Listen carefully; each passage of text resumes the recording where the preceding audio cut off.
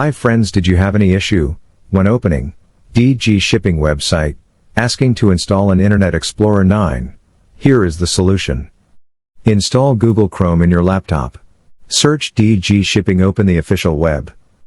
Click on e-governance and log in. After that I'm trying to open update Seafarer profile.